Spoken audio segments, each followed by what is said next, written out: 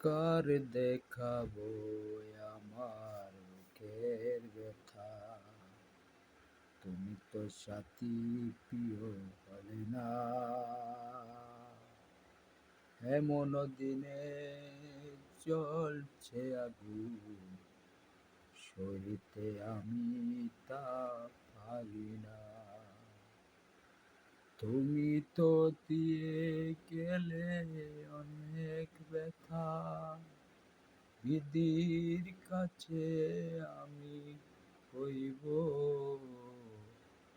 যদি আরেক জনম আমি পাই গো,